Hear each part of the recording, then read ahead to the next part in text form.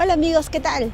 Este mes les cuento que estamos de aniversario, cumplimos 2 añitos y por eso ahora estamos yendo a visitar al doctor con el que iniciamos toda esta movida de Tucuy, que es el doctor Daniel Koch. Así que vamos a hablar un poco acerca de la parálisis cerebral infantil, va a estar muy interesante y no se las pierdan. Síganos. La entrevista de hoy es con el doctor Daniel Koch. Él es médico neurólogo pediátrico, jefe de la subunidad de especialidades pediátricas del Instituto de Salud del Niño de San Borja. Es miembro de la Sociedad Peruana de Pediatría y Neurología y de la Sociedad Americana de Epilepsia.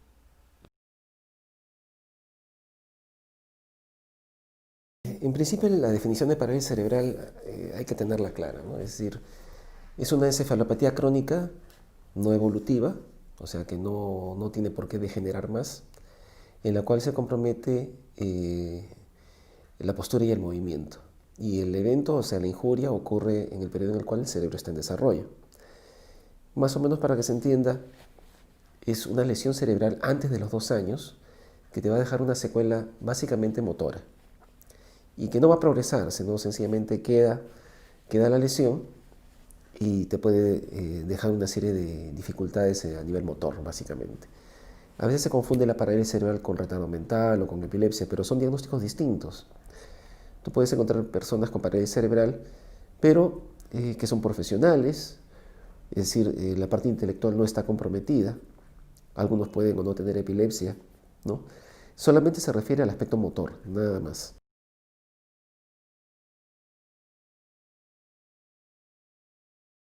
Bueno, el diagnóstico eventualmente lo haces en la evolución, es decir, te llega el paciente con algún antecedente de algún riesgo neurológico, un mal parto, asfixia al nacer, o de pronto que hospitalizó por una meningitis, o un accidente, en fin, lo que sea que haya podido afectar el cerebro.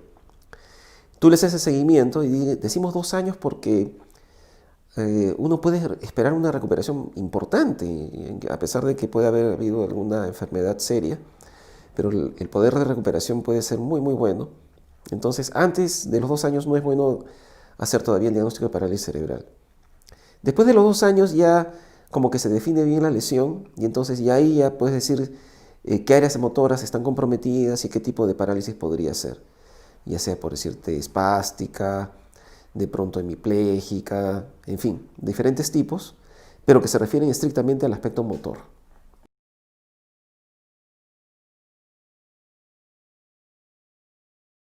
Bueno, en el tema de la parálisis cerebral básicamente es la terapia física. Si bien es cierto, la lesión cerebral no evoluciona, o sea, queda igual, el problema está que los músculos crecen en función del estímulo nervioso. Al estar lesionado el sistema nervioso, el músculo no desarrolla y el hueso sigue creciendo. Entonces eso provoca un desbalance mecánico en las extremidades, por ejemplo, o en la columna, en fin. Y si uno no interviene con terapia, comienzan las deformaciones, las posturas anormales. En general, se hace difícil la funcionalidad motora del paciente.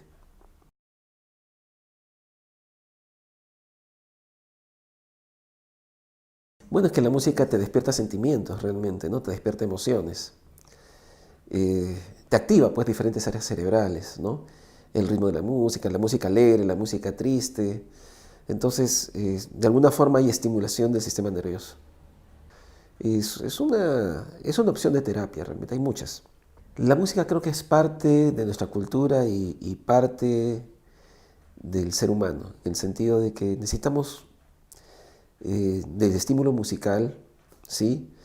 Es un estímulo que tiene que ver mucho con áreas cerebrales específicas, básicamente el hemisferio derecho, y tiene que ver mucho con las matemáticas, fíjate, con el cálculo, tiene mucha relación. No conozco muy bien exactamente la forma como la música puede influir de manera positiva en el desarrollo, pero definitivamente la música está muy vinculada a un cerebro bien desarrollado, a la cultura, a la inteligencia.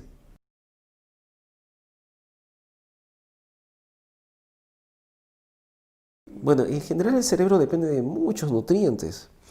No podríamos hablar de uno solo.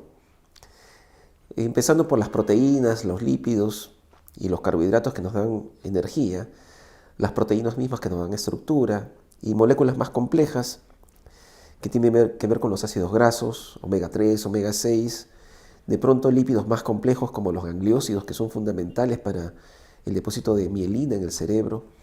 Tenemos también el hierro, que es fundamental en el último trimestre del embarazo para que se puedan formar ciertos núcleos, ciertos receptores y neurotransmisores que dependen del tema de atención, concentración.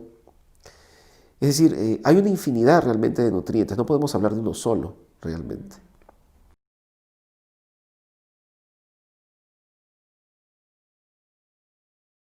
En epilepsia básicamente se recomienda el consumo de pescado 2 veces por semana por el tema del omega 3, omega 6.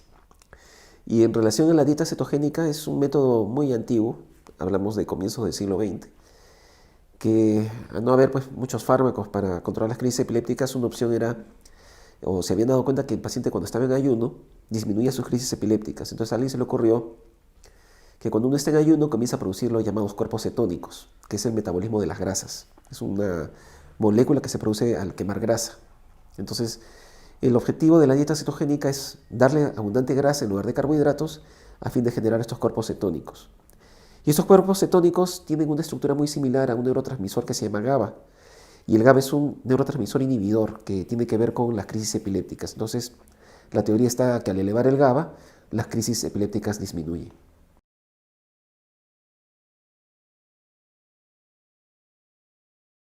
Trabajar con niños te da una serie de satisfacciones muy peculiares y hacer la parte neurológica es muy interesante porque los mayores cambios están en la parte neurológica.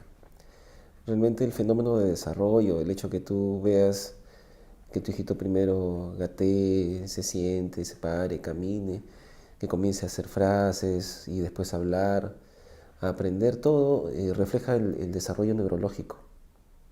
Y bueno, me apasiona realmente.